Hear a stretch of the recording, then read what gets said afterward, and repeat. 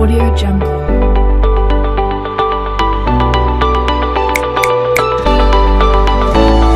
Audio Jungle. السلام عليكم ورحمة الله وبركاته. النهاردة فيديو جديد ومختلف. تعالى اقولك، جربت تحطي الفويل اللي هو ورق الفويل او الالومنيوم اللي بنستخدمه في الطعام، ان انت تحطيه في الغسالة. تعالي نشوف هو بيعمل ايه للغسيل وليه بيتحط جوه الغسيل وبيعمل ايه معانا في الغسالة. بس قبل ما ابدأ يلا نصلي على النبي. اللهم صل وسلم وبارك عليك يا حبيبي يا رسول الله، وما تنسوش اللايك. ولو اول مرة تشرفوني في القناة اشتركوا، اضغطوا على الاشتراك وعلى زر الكل عشان يوصل لكم كل الفيديوهات اول باول.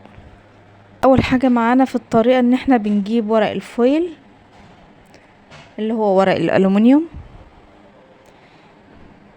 نعمل منه كرات صغيرة.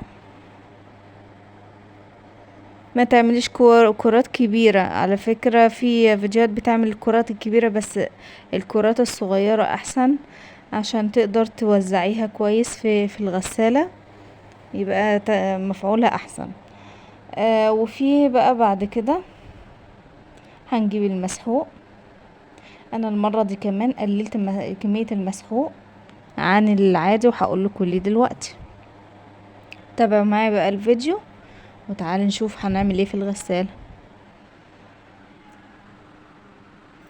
هنا معايا بقى الغسالة، حطيت فيها الهدوم وبعد كده بحط فيها ورق الفويل والمسحوق. هقولك بقى ورق الفويل ده بيعمل ايه. ورق الفويل ده ليه فوائد كتيرة. اول حاجة اما بتستخدميه في الغسالة بيخلي الهدوم اللي هي انت ساعات اما بتطلع الغسيل بعد ما بينشف وتيجوا تلبسوه بيبقى ساعات بيشبك كده في الجسم او في الشعر، بيبقى فيه زي كهرومغناطيسية. الكهرومغناطيسية ديت الورق الفويل ده اما بتحطيه مع الغسيل بيخلي الطاقة الكهرومغناطيسية اللي بتبقى في الملابس دي بتروح تماما، اكن في حاجة بتتشد كده في الهدوم لو لاحظتوا يعني. في برضو فايدة الورق الفويل ده في الغسالة. انا هنا بقى بعد كده حطيت الكلوركس الالوان.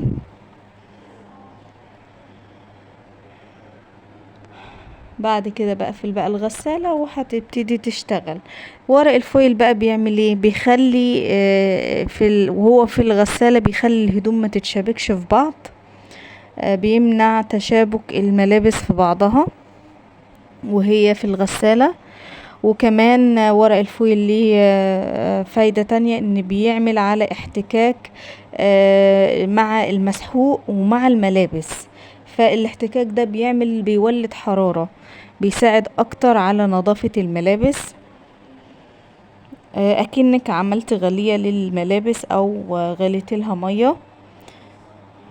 يعني من اقل حاجة بصي قوة الاحتكاك بيخلي المسحوق يرغي معانا، بيتفاعل اكتر.